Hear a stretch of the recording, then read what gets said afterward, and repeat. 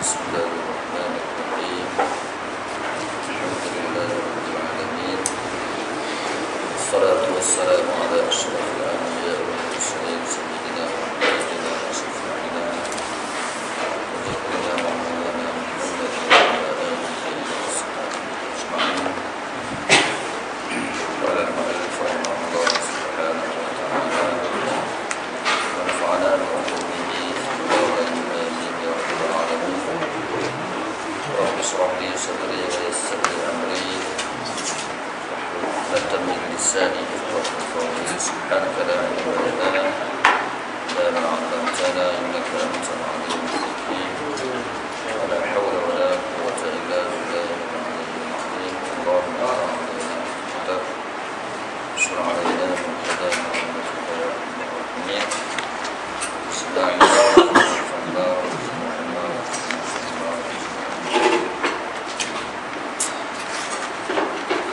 Qala al-mu'allif rahimahullah, dan arti makruh itu ialah barang yang dituntut tinggal sebagai tuntutan yang tidak diputuskan, sekira-kiranya dijanjikan tidak berdosa atas yang mengerjakan dia dan diberi pahala atas yang meninggal akan dia dengan ikhlas.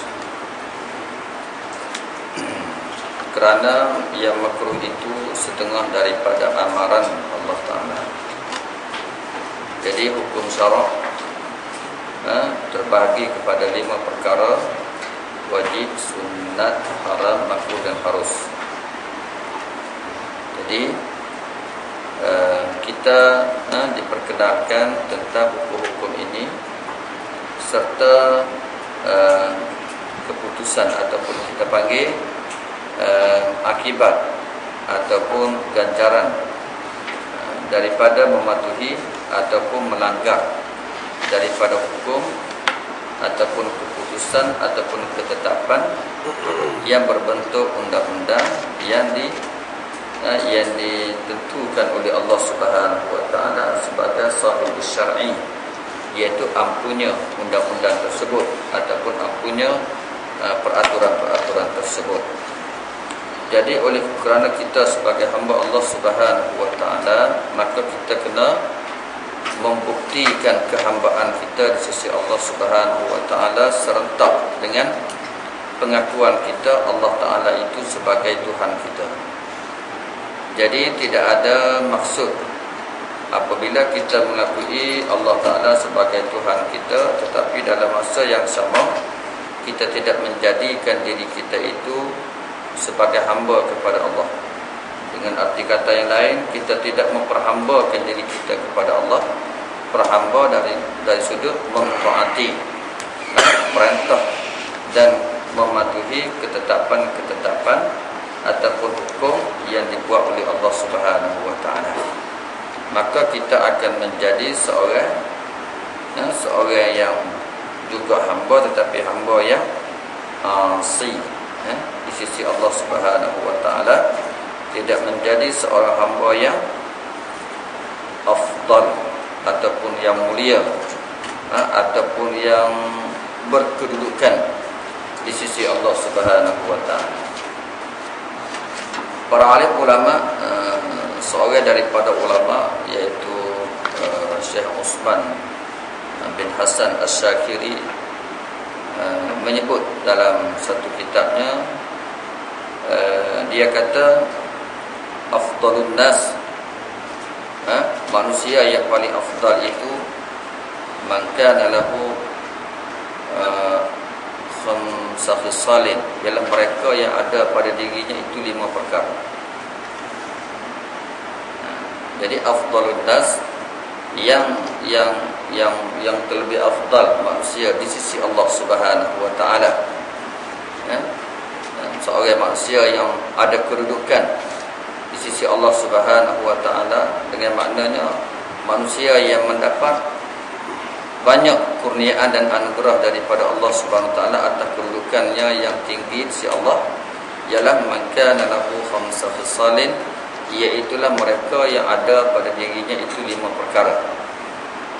Jadi kalau kita nak jadi seorang hamba yang yang mendapat perhatian, rahmat dan kurnia daripada Allah, kedudukan, maka kita perlu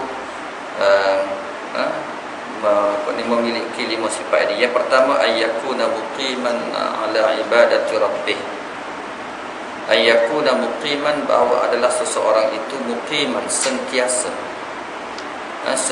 ala ibadati rabbih, sentiasa di atas ibadat kepada Tuhan. Ibadat dengan makna sentiasa patuh kepada syariat Allah Subhanahu wa taala. Bukan saja sentiasa ibadat itu bermakna kita duduk dalam keadaan sembahyang, sentiasa dalam keadaan zikir, tidak.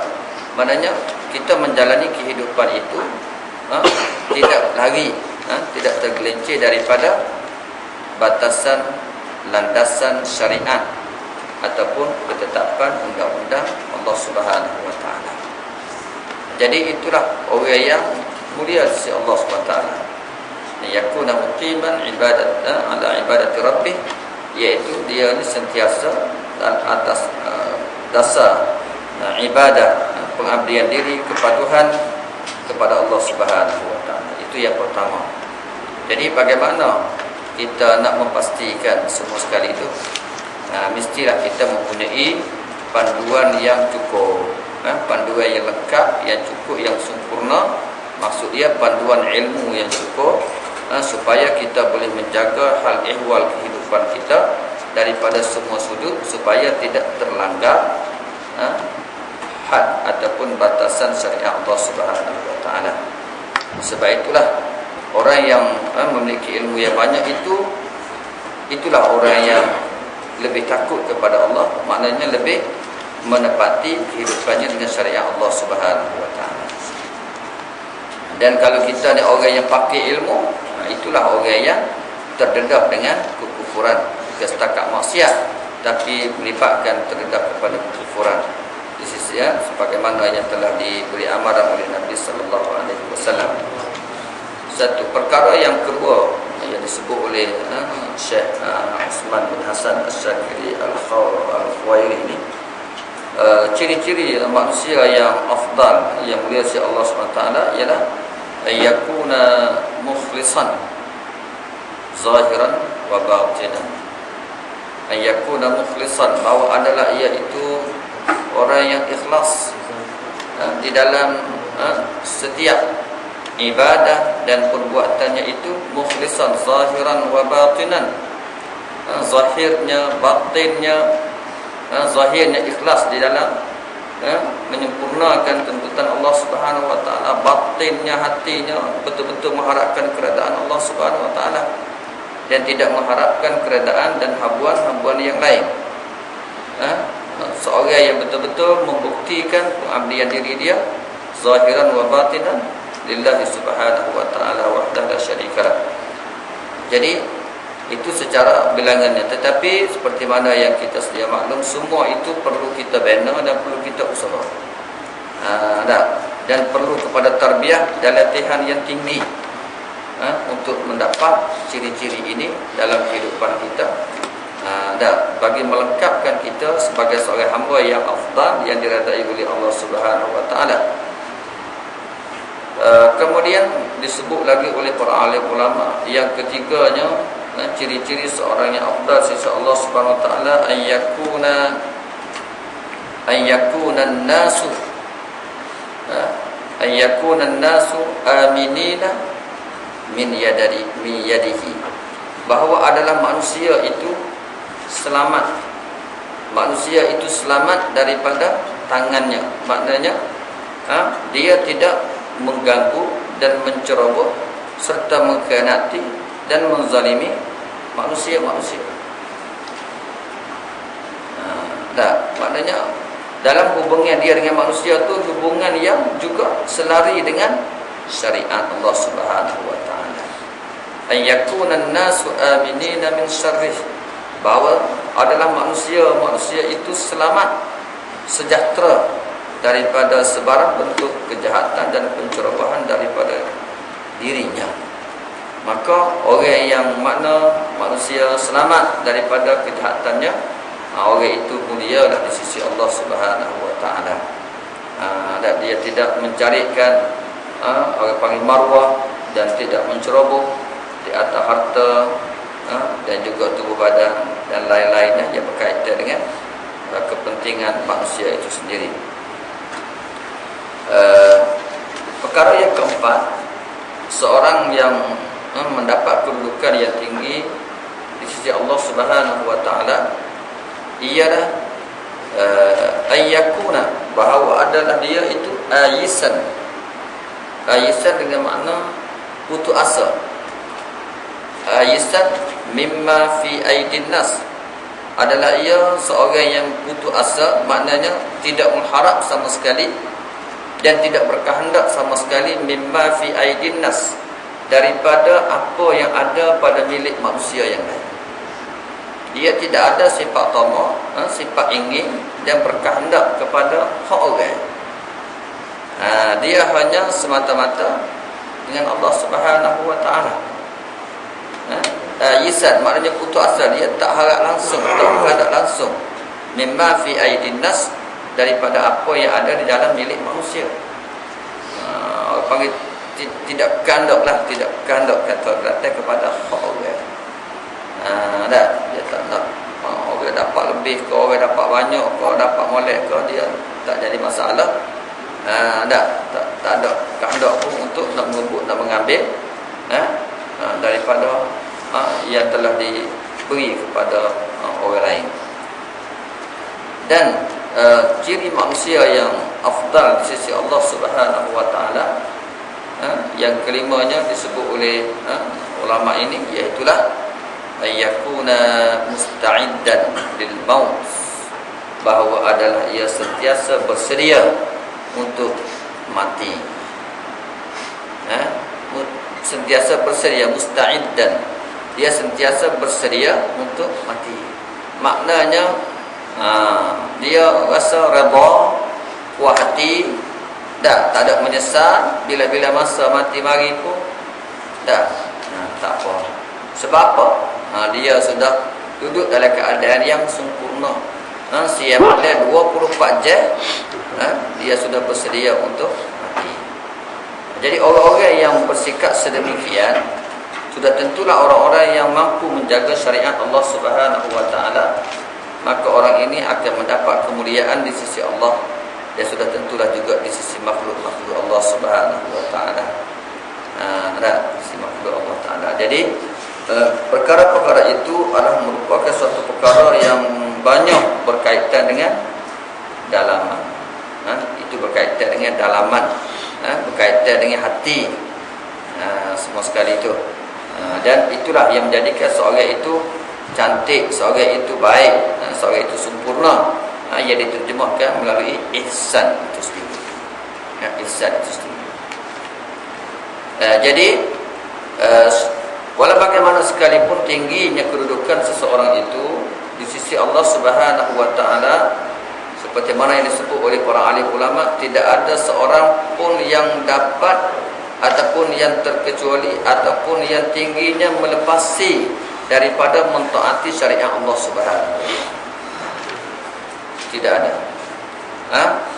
Jadi kalau ada orang yang mengaku bahawasanya dia ni tak wajib dah sembahyang, ataupun dia tidak mengapa untuk buat sesuatu yang bercanggah dengan syariat, itu orang dah sesat. Kerana siapa yang lebih tinggi darjat daripada Nabi sallallahu alaihi wasallam. Tapi kita lihat bagaimana kehidupan Nabi, kehidupan yang bersyariat, kehidupan yang kehidupan yang selari dengan hukum hakam agama. Dia tidak melintasi segala batasan yang dibuat oleh Allah Subhanahu wa taala ini. Jadi setinggi mana darjat seseorang itu, dia tidak melepasi batasan syariat Allah Subhanahu wa taala. Jadi itulah.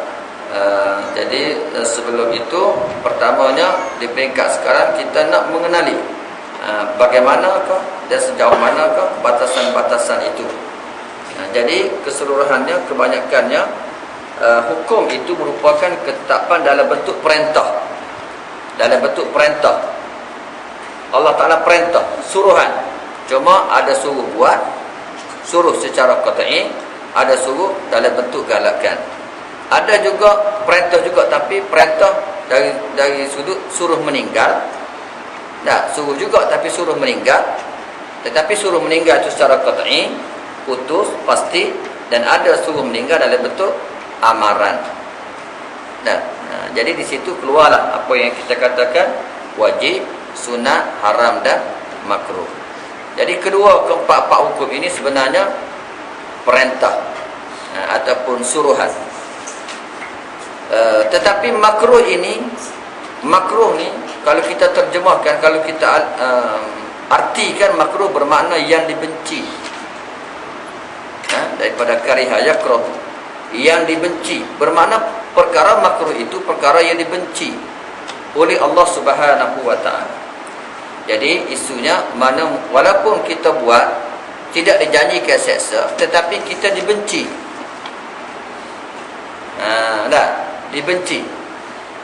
Seperti mana kalau kita dengan sama-sama kita, dengan ibu bapa kita, kawan kita, walaupun dia tidak pukul, tapi dia benci. Jadi apakah kita patut buat yang dibenci oleh Allah Subhanahu, walaupun dia tak sediakan apa ni orang panggil seksa, tetapi dia benci. Dan hasil daripada benci, walaupun kita tak dapat seksa, maka kita tidak dapat apa yang dikatakan anugerah. Betul dia tak seksa, tetapi bila kita dibenci, Allah Ta'ala tidak akan bagi anugerah, pemberian yang baik, yang mahal, yang berharga, yang bernilai. Dalam bentuk taufiknya, dalam bentuk hidayahnya, dalam bentuk keberkatannya, dan berbagai-bagai lagi, yang amat-amat bernilai, yang akan diberi kepada orang-orang yang dikasihi oleh Allah Subhanahu wa taala. Termasuklah antaranya ialah ikhlas ataupun ihsan. Ikhlas dalam satu hadis kursi Nabi SAW bersabda, kalau Allah SWT, al-ikhlas itu sirrun min asrari. Ikhlas itu merupakan satu rahsia daripada rahsiaku. Auda'tuhu ala man ahbabtuhu, yang mana aku akan letakkan ikhlas ini ke dalam hati mereka yang aku kasih kepada dia. Auda'tuhu ala man ahbabtuhu, aku akan letak dan bagi kepada orang yang aku kasih. Jadi kalau kita ni memandang kecil kepada makruh ni Allah yang Ta'ala benci, maka kita menjadi orang yang dibenci. Apakah kita rasa kita akan dapat seperti ikhlas ini, ataupun yang dikatakan ihsan, iaitu penyempurnaan dalam kita beragama dengan agama Islam itu. Jadi oleh yang demikian, perkara makruh adalah perkara yang dilarang dan perlu bagi kita meninggalnya, walaupun tidak dijanji dengan seksaan. Iaitu untuk melayakkan kita mendapat anugerah-anugerah daripada Allah Subhanahu wa taala. Apatah lagi anugerah yang paling mahal di antaranya ilmu agama, ilmu nafi'. Sebab itulah orang-orang yang menuntut ilmu agama ni, dia punya patah lagi, dia begitu ketat. Bukan setakat tak buat benda haram, benda makruh pun mesti dielak. Mesti dielak. Sebab ilmu itu anugerah. Al-ilmu nurullah, wa nurullah la yahdi li'asi. Tidak akan bagi kepada orang yang derhaka. Itulah sipir dia. Jadi sebab itu jauh bezanya dalam pencarian ilmu, dalam konteks ilmu yang bermanfaat, ilmu yang dikandaki dengan ilmu-ilmu yang kita lihat bahasa duniawi ini. Soal dosa pahala ni, itu soal yang tidak langsung tak ambil kira. Sebab tu seorang ulama besar pernah ulama besar di Yaman, lalu seorang doktor lah, profesor, ziarah dia. Dia tanya, dia ni pesarah di Universiti Melaya. Dia tanya, Syekh tu tanya dia, macam mana cara pengajian di sana? Di Malaysia lah maksud dia. Dia pun cerita. Lepas dia tanya, Laki-laki perempuan biasalah duduk satu kelas. Oh, dia kata haza syaitan. Itu adalah pengajian syaitan. Maknanya tu syaitan. Mana tidak mungkin ilmu ini akan dapat membina manusia yang bertakwa kepada Allah Subhanahu wa taala. Tidak mampu membina manusia sebagai seorang hamba Allah Subhanahu wa taala. Sebab kita cari ilmu dengan kaedah yang dimurkai oleh Allah. Betul berjaya dari sudut duniawi, tapi dari sudut hubungan dan pendekatan kita dengan Allah Taala kita gagal. Jadi tak mustahil lah. Manusia semakin bijak, tetapi kemanusiaan semakin rusak. Ilmu semakin tinggi, akademik semakin cemerlang, tetapi peribadi manusia itu sendiri semakin rosak. Hilang peri kemanusiaan, tak ada. Tidak setanding dengan ilmu yang kononnya ya ada. Jadi sebab apa? Banyak sebab itulah di antaranya. Jadi itulah apa yang diasas dan disunnahkan oleh Nabi SAW yang perlu kita lihat. Jadi perkara makruh ini perkara yang kita kena lihat juga secara serius. Jangan kita melihat perkara makruh ini dengan sebelah mata. Sebab kita tengok sebelah mata ni, kita tengok oh tak apa, ini makruh, tak berdosa, tak masuk api neraka. Itu pandangan mendorong kita kepada melaksanakan perkara tersebut. Tetapi kita lupa dengan buat benda tu, maka kita akan terlepas daripada kurniaan-kurniaan yang mahal daripada Allah Subhanahu Wa Taala. Jadi sekali lagi kita tengok, makruh itu ialah barang yang dituntut. Ya Allah Taala tuntut, ya Allah Taala perintah, ya Allah Taala suruh, tapi suruh tinggal. Sebagai tuntutan, yakni akan sebagai suruhan yang tidak diputuskan. Yang tidak diputuskan, maknanya dia suruh tinggal atau tidak kata suruh secara qat'i, secara putus. Sebagaimana disuruh tinggalnya dalam perkara yang dikatakan haram. Cumanya suruh tinggal itu, larang itu tu sekira-kira dijanjikan tidak berdosa, tidak diberikan dosa dan seksa atau mengerjakan dia, namun diberi pahala atas yang meninggalkan dia dengan ikhlas. Dan kalau kita tinggal dengan ikhlas semata-mata kerana tidak disukai oleh Allah, maka kita akan dapat pahala. Bukan setakat pahala tu, yang lebih besarnya selebih daripada pahala itu, maksudnya kita dikasihi, disukai oleh Allah. Lalu Allah Ta'ala yang maha pemurah ini, yang maha karim, yang maha baik ini, sudah tentu akan kurniakan kurniaan-kurniaan yang lain lagi kepada kita. Keberkatan dalam hidup kita, keberkatan dalam keluarga kita, keberkatan kepada ahli keluarga kita, anak-anak kita dan sebagainya. Yang hasil daripada kita dikasih oleh Allah Subhanahu Wa Taala. Sebagaimana ayat kita baca tadi, in ahsantum ahsantum li anfusikum wa in asatum falah. Kalau kita buat benda jahat, benda tak baik, falah, kesannya dapat kepada kita, kena kepada anak-anak kita, kena kepada harta benda kita. Jadi kalau benda tak baik, mari jangan lihat kepada asbab yang membawa orang-orang itu ataupun siapa saja, tapi lihat kita sendiri. Sebab tu sebut kita. Kita sendiri. Wa in asatum falaha. Baik. Kerana yang makruh itu, kenapa perkara makruh ini tidak dijanjikan dengan seksa? Kerana yang makruh itu setengah daripada amaran Allah Ta'ala sahaja. Amaran. Bagaimana kita buat ada, kita larang anak-anak kita, larang, jangan, tapi kalau dia buat, kita tak pukul pun. Tapi kita tak sukalah. Kita marah saja, tapi tak pukul. Tapi ada kawan-kawan kita larang, kalau dia buat, pukul. Macam itulah.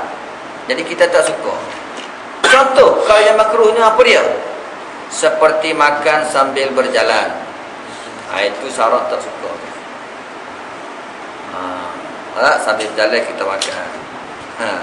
Sunnahnya kena duduk. Sambil berdiri pun itu dibahas ke panjang. Tetapi ada pendapat yang dikecualikan untuk yang ringan-ringan, maknanya tidaklah sampai kepada makruh yang munasabah. Tapi berjalan itu memang tetaplah makan ringan kau, makan berat kau, itu makruh. Allah Ta'ala bercakap tidaklah sampai berdosa kalau kita makan. Tetapi kalau kita yang beragama, mungkin salah, mungkin sampai fikir berdosa, sebab kita dicontohi, kita diikuti. Maknanya kita telah mengasahkan satu sunnah yang tidak baik, satu contoh yang tidak baik dari peringkat individu lain. Satu. Yang keduanya, kencing sambil berdiri. Ini masyhur. Kencing sambil berdiri. Apa hukumnya? Makruh. Makruh apa mana? Dibenci. Siapa dia benci? Allah Subhanahu Wa Taala benci. Tapi taklah berdosa. Tapi tadilah dibenci tadi. Maknanya yang pertama, kita sudah rugi. Sebab kita sudah terlepas peluang mendapat pahala. Kalau kita kencing mengikut sunnah, duduk, dah dapat pahala dalam masa yang sama. Tapi sambil berdiri, bukan tak dapat dosa, tapi dibenci. Akibatnya, tadilah segala kebaikan-kebaikan tidak diberi kepada kita. Tu banyaklah tu. Dan gitulah. Orang kafir pun dia sedia benda-benda tu banyak-banyak. Kita pun buat. Dan memakan akan makanan yang berbau yang keji, itu makruh. Makanan yang bau busuk, seperti makan bawang putih dan sebagainya lah, sebagainya, tak petak apa tetapi ada juga ada setengah-setengah kata dikatakan makruh itu apabila kita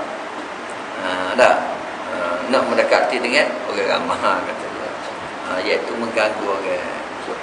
Makan bawang putih tu makan macam tu ke masuk dalam masakan? Sama Hampir lah. Masakan Melayu semua bawang putih. Dia busuk dah, busuk situ ataupun bau badan dan sebagainya lah. Isunya gitulah. Itu dah masuk tu. Bawang putih tu adalah dalam hadis lain-lain tu kita kiyah tahu kedah apa tu. Bawang putih tu memang ya tu. Itu kiyah daripada tu. Lain-lain lagi, banyak lain-lain lagi lah yang mengubah bau mulut kita menjadi busuk. Apatah lagi kita nak bawa sembahyang, nak baca pula Al-Quran, puji sungguh. Banyaklah kita ada amal hari-hari pun. Lain pada tu apa dia? Bau busuk, lepas tu kita nak baca Quran. Lepas tu bila busuk tu suasana siapa? Malaikat ke syaitan? Itu satu hal pula. Jadi bila kita dengan bau yang keji tu, itu suasana yang disukai oleh syaitan, bukan suasana yang disukai oleh para malaikat. Jadi menyebabkan yang mendamping kita itu siapa? Syaitan. Sebab persekretariat tu, kita tu persekretariat yang kita buat tu pilih yang busuk, yang keji itu persekretariat syaitan. Malaikat itu yang wangi. Kalau wangi-wangi itu malaikat suka. Jadi apabila saya kat suasana malaikat, dan malaikat sentiasa bersama dengan kita, maka dia panggil malaikat ni lah yang akan memainkan peranan membisikkan. Bila bisikan malaikat, bisikan yang baik. Lalu kita pun mikir, masuk dalam kepala kita, terlintas dalam hati kita, tergambar dalam kepala kita benda-benda baik. Tapi kalau suasana syaitan, maka yang membisik pada kita tu syaitan. Lalu datanglah dalam hati kita, marilah khawatir dalam hati kita dalam bentuk-bentuk yang tidak baik. Keinginan nak buat gotu-gotu itu tidak baik belaka. Mari dalam hati kita. Walaupun kita tak buat, dan kita boleh tahan. Tapi benda tu mari. Semuanya lintasan-lintasan, khayalan-khayalan, kandak-kandak yang tidak baik. Walaupun mungkin kita tak buatlah, tapi itulah bentuk-bentuk yang mari kepada kita. Sebab tu khawatir tu dalam hati kita tu ada daripada Allah, ada daripada syaitan, ada daripada malaikat, ada daripada nafsu kita sendiri. Khawatir, telitah-telitah mari tu. yang diulas oleh para alim ulama. Yang kita kena tahu. Tapi ianya berkait rapat dengan cara hidup kita. Bagaimana dalam ayat yang jelas disebut oleh Nabi, oleh Allah SWT ada, wa man a'rada, barang siapa yang berpaling daripada peringatan Allah Subhanahu Wa Taala, nuqayyid lahu syaitanan fa huwa lahu qarin. Wa man a'rada an dzikrir rahmani nuqayyid lahu syaitanan fa huwa lahu qarin. Barang siapa yang berpaling daripada peringatan Tuhan, maknanya kita tidak mengikut syariat Allah Subhanahu Wa Taala. Kita tidak mengikut batasan syariat Allah Taala. Wa man a'rada an dzikrir rahman, berpaling daripada peringatan Tuhan. Kita tak ikut apa yang Tuhan ingatkan kita, benda ni haram, jangan buat. Kita tak hirau. Apa yang akan berlaku? Nuqayyid lahu syaitanan. Allah Subhanahu Wa Taala akan hantar kepada kita syaitan. Dan Allah Taala akan izinkan syaitan merapati kita. Allah Taala tak kawal kita. Allah Taala tak jaga kita. Dia lepas syaitan kepada kita, bahwa lahu qarin, maka syaitan itu menjadi qarin kepada kita. Apa qarin? Penasihat, pegawai peribadi.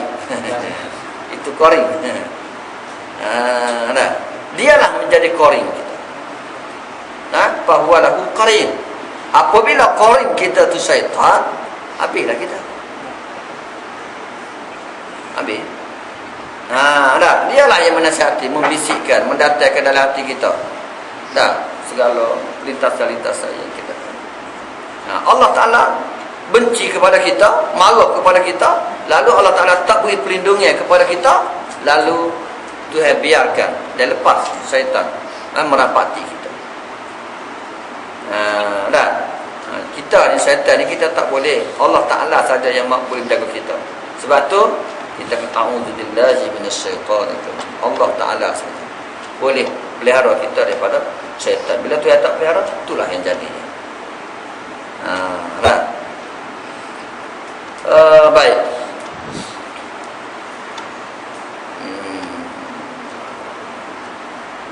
Dan sebagainya daripada perkara-perkara yang makruh, banyak lagi lah. Perkara-perkara yang makruh ini, maka dapat pahala lah atas yang meninggalkan akan dia akan yang makruh itu dengan ikhlas. Kalau kita tinggal, dah tahu dah benda ni makruh, maka kita pun tinggal tak buat dengan ikhlas kerana Allah, kerana benda Tuhan larang. Tuhan tak suka, walaupun hati kita suka, walaupun nafsu kita berminat, tapi tak boleh.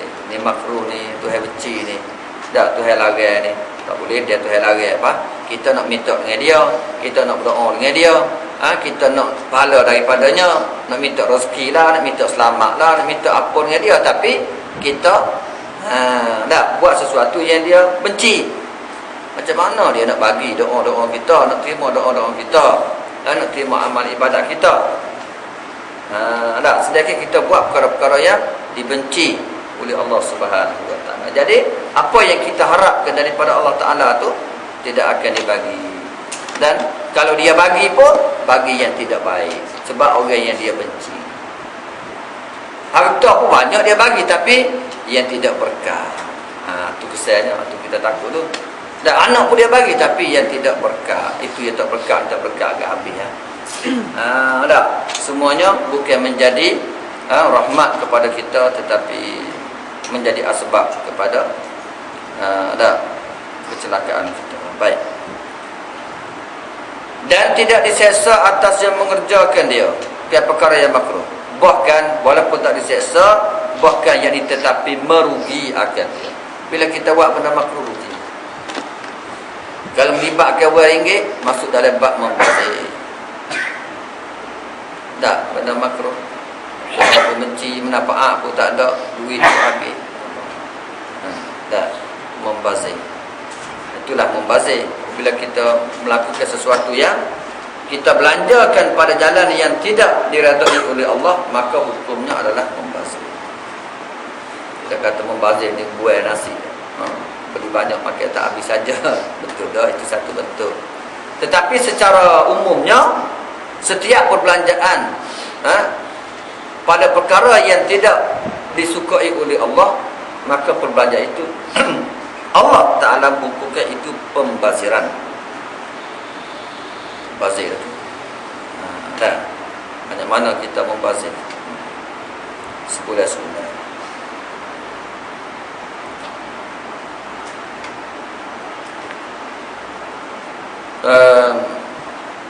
Bahkan merugikan akan dia, akan seseorang itu kalau dia buat benda makruh. Kenapa kata rugi?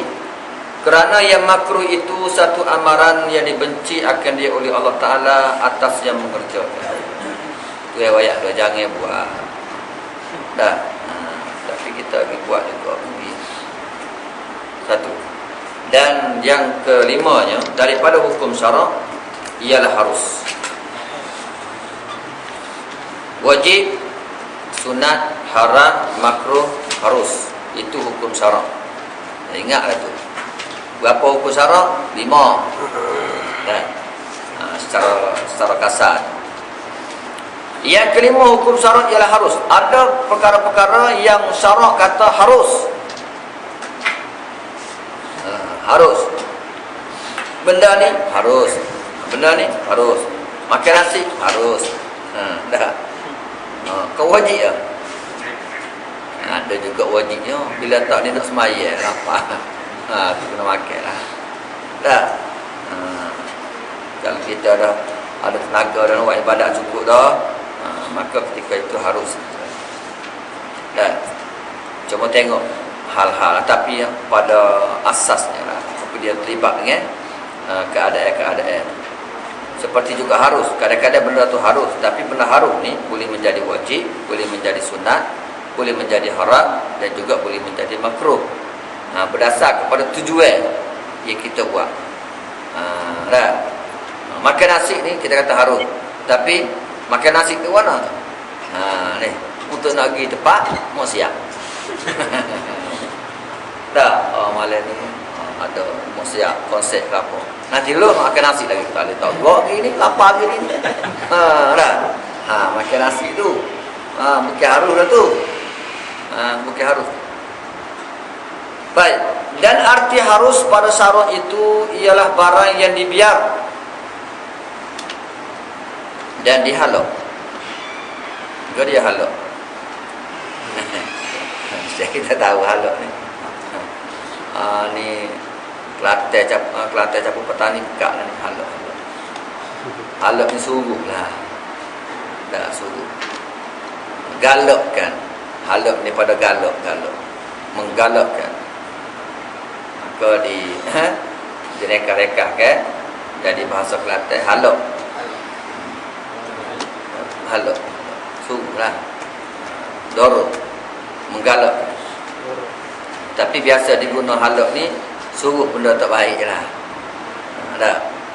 Duk halak budak tu suruh bala, suruh gocok. Halak budak suruh gocok. Budak luar ni kita duk pong dia, beri lah, kocok dia sebetulnya. Tak apa, aku ada ni. Yang duk takut lah, pergi kocok dia. Tu dia panggil hadak lah tu. Masa kalau tarjih tak sesuai. Masalah itu kalau tarjih itu tidak sesuai. Tarjih. Lebih kurang. Menggemarkan. Harus itu ialah barang yang dibiar, ikutlah nak buat ke, tak buat ke. Dan dihalak. Dihalak tu maknanya disuruh akan dia.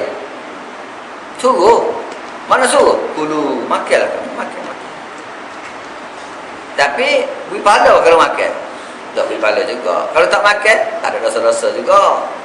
Jadi suruhlah tu, kulu wasrabu, makan. Makanlah, minumlah kamu. Tu suruh. Tu PN amal tu. Makanlah kamu, minumlah kamu. Suruh. Tapi suruh ni tak ada kalau makan pun tak ada apa-apa, tak ada adil apa. Tak si makan pun tak mau makan pun tak ada kata pukul apa, tak ada. Tapi suruh tu. Itu makna. Dia bagi dua maksud. Ataupun dibiarkan, tak kata apa, suruh pun tidak, larang pun tidak. Barang yang dibiar dan dihalak akan dia. dengan tidak berdosa, walaupun subuh pun dengan tidak berdosa dan tidak dijanjikan seksa, kalau meninggalkannya, dan tidak dijanjikan dengan pahala atau mengerjakan dia. Walaupun suruh, bahkan diberi pilih antara berbuat dan tinggal. Ikutlah, nak buat ke, nak makan ke, tapi suruhlah. Tapi kalau buat pun tak ada kata nak beri hadiah pahala pun. Kalau tak buat pun tak ada kata marah, seksa pun tak juga. Itulah. Itu harus. Rekas ceritanya, harus itu ialah perkara yang tidak diberi pahala atas membuatnya dan tidak diseksa atas meninggalkannya. Itu harus kita tahu lah. Baik. Seperti berjalan, tidur, makan, minum dan sebagainya. Itu harus. Daripada perkara dan sebagainya. Apa dia sebagai? Bayar bagi sebagai. Daripada perkara-perkara yang haruslah. Banyak lagi lah benda-benda harus tu. Yang seumpama dengan makan, minum, berjalan, tidur tu.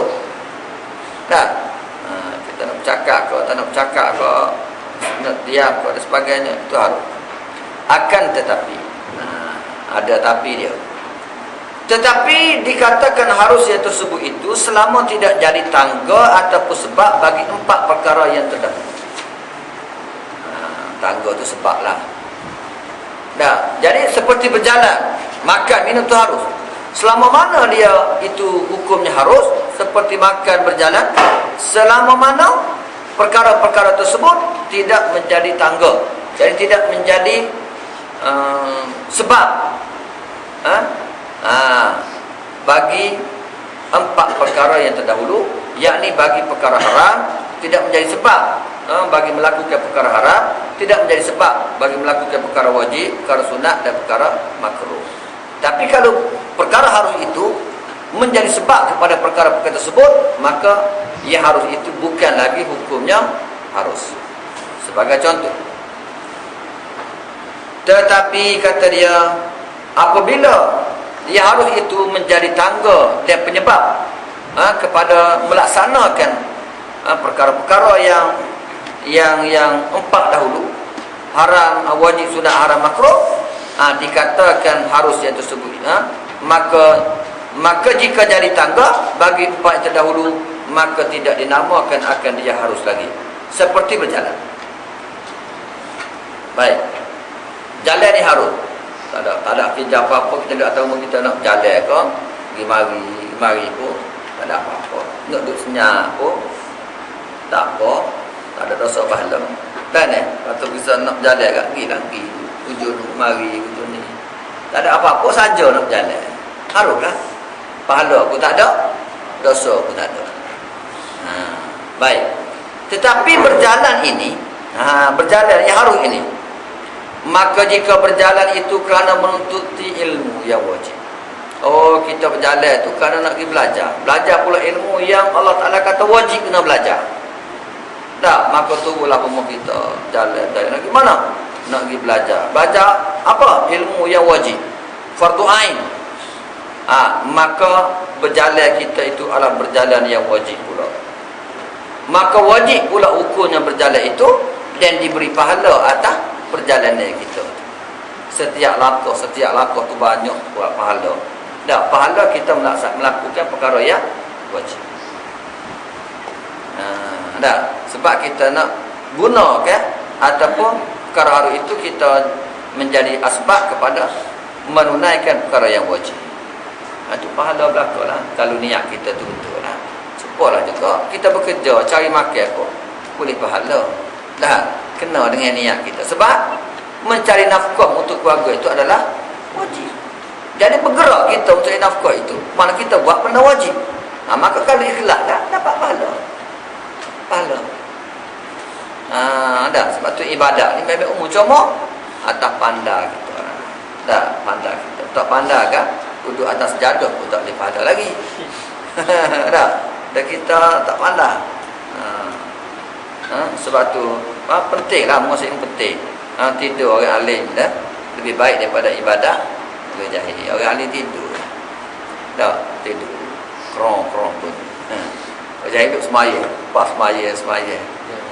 Lebih baik daripada tidur. Di zaman Nabi SAW pernah dizahirkan oleh Allah Ta'ala, syaitan duduk pintu. Tak saya masuk masjid. Apa tak saya masuk? Takut nak tidur. Ada semaya, tapi kita takut ada semaya ni. Takut ada tidur. Kenapa takut ada tidur? Sebab dia tu orang alim kata dia. Ada semaya tu orang jahil kata dia. Dia semaya betul-betul dah. Dia tak ada takut apa. Orang jahil tu dia takut. Palmak tu lah kata dia. Buat aku nak baca lah, nak apa lah. Dah. Baik. Dan jika berjalan kepada maksiat, kita berjalan tu lagi tempat maksiat, maka hukum berjalan itu adalah haram. Belum sampai maksiat lagi, belum buat maksiat lagi, jalan kita tu dosa dah, dosa. Haram dah berlaku kita. Belum sampai kepada maksiat lagi, haram. Jalan kita itu hukumnya adalah haram. Dan jika kepada yang sunat, maka sunatlah hukum berjalan itu. Kita berjalan itu kerana nak ziarahi keluarga. Dah.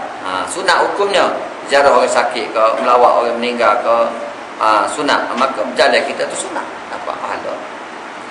Dan jika berjalan kepada perkara yang makruh, maka makruhlah berjalan itu. Demikianlah tiap-tiap yang harus itu dan akan bertukar hukum atas tujuan kita buat sesuatu itu. Apa matlamat tujuan kita buat benda yang harus itu, maka benda harus itu akan mengikut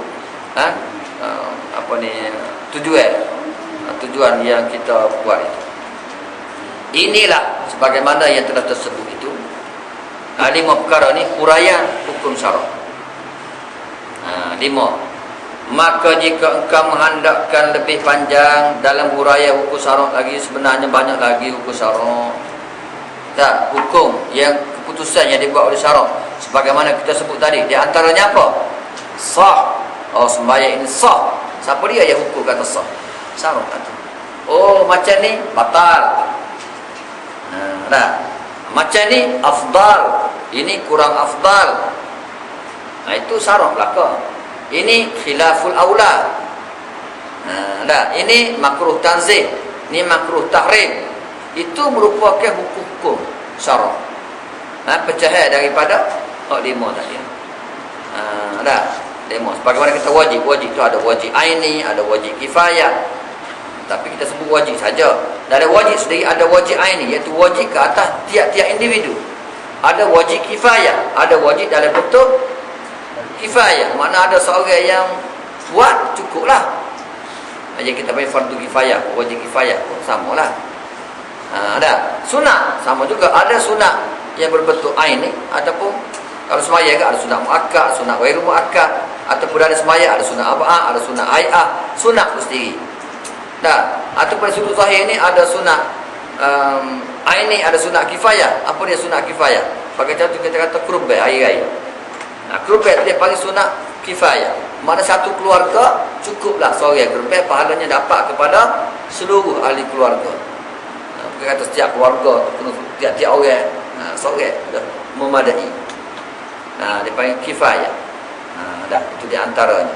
Jadi pecahan dia tu banyak pada setiap hukum. Makruh ada makruh tanzih, makruh tahrim. Haruh itu ada haruh yang berbentuk khilaful aula, yang tak ada dosa pahala juga.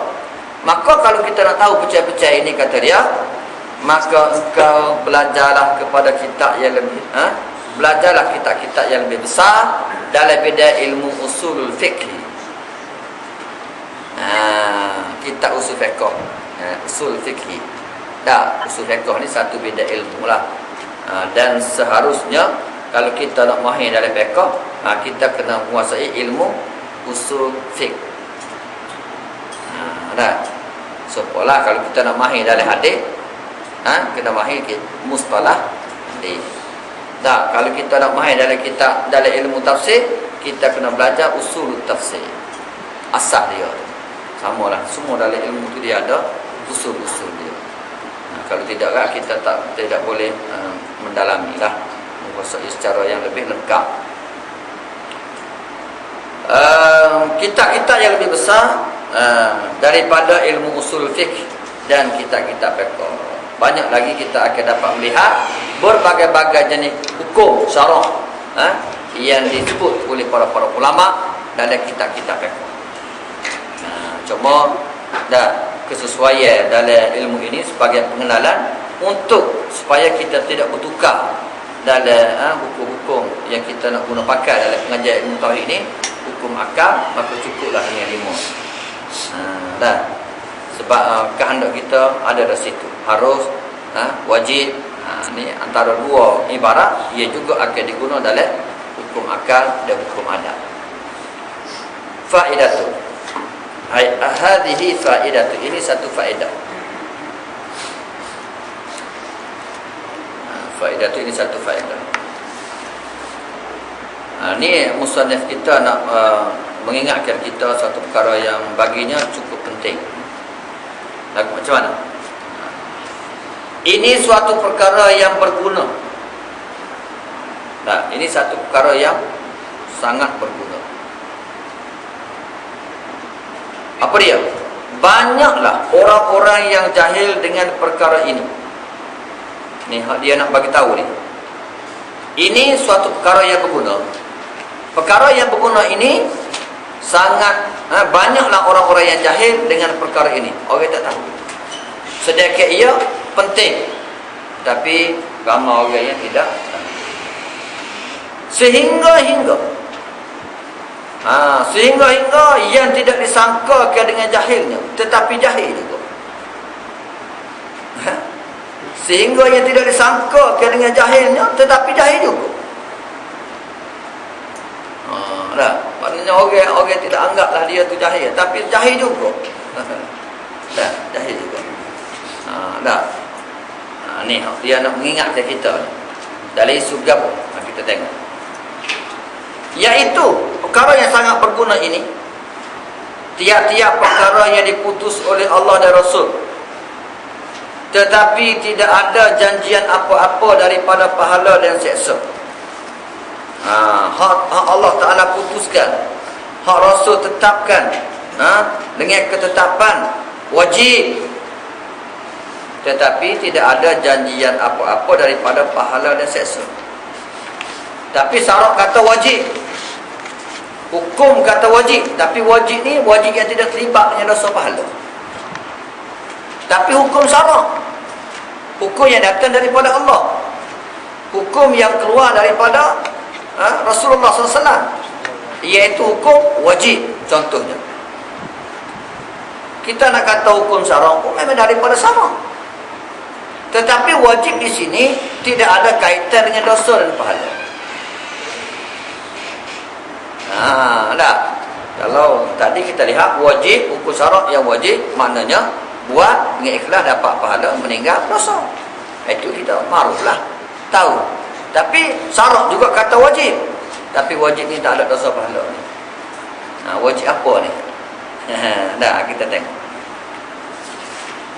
Tetapi perkara itu yang dikatakan wajib itu ialah dalam berbentuk tetap dan pasti. Wajib dalam bentuk benda tu tetap, benda tu pasti saja. Tetap berlaku, pasti berlaku, maka dikatakan wajib. Maka dia terlibat ke dosa pahala. Maka wajib ini tidak dinamakan dia wajib syarak. Tak boleh kata wajib hukum syarak. Walaupun datang daripada Allah dan Rasul. Kerana wajib di sini wajib untuk menunjukkan tetap dan pasti, seperti wajib mati. Wajib mati, wajib kita guna, maknanya pasti mati. Ada dosa pahala tak? Tak ada. Tak ada kata siapa dia mati berdosa tak mati. Tak ada. Wajib mati. Wajib bangkit semula. Itu wajib juga. Apakah wajib ni hukum syarak? Tak boleh kata dia. Ini tidak dinamakan wajib syarak. Walaupun datang ketetapan ini daripada syarak Allah dan Rasul. Itu dia. Panggil wajib apa ni? Lagi akhir di sini. Seperti wajib mati dan wajib bangkit hidup kembali.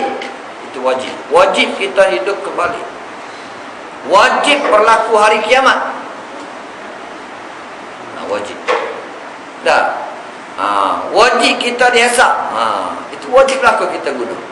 Maka itu yang kita kata wajib itu bukan daripada kita, itu daripada Allah dan Rasul.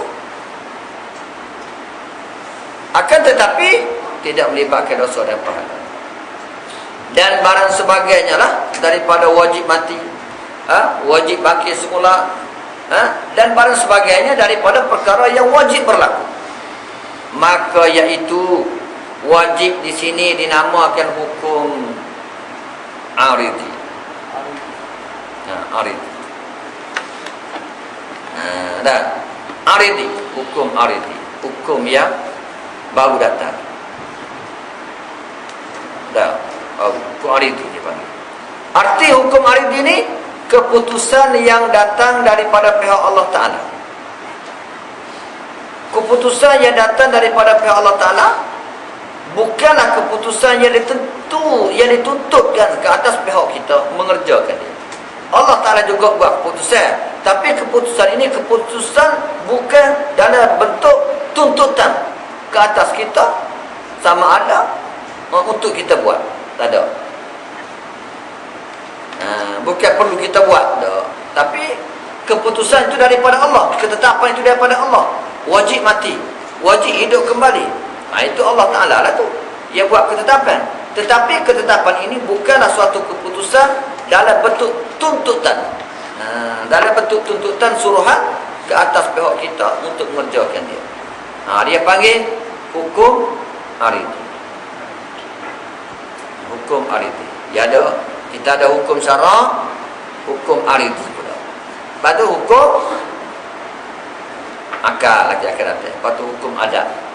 Jadi kalau kita katakan wajib, wajib, ada wajib pada syara, ada wajib aridi, ada wajib pada adat, ada wajib pada akal. Semua tu yang kita boleh baca lah. Dan iaitu hukum aridi ini, hukum yang merupakan keputusan daripada Allah yang tidak berbentuk tuntutan, sama ada perbuat ataupun larangan kepada kita, terbagi kepada 3 bahagian. Cuma hukum dalam bentuk ketetapan, tidak melibatkan dosa pahala. Wajib dari sudut ketetapan, tak mustahil dari sudut ketetapan, harus dalam sudut ketetapan. Jadi hukum aridi ini ada 3, iaitu wajib aridi, mustahil aridi, dan harus aridi.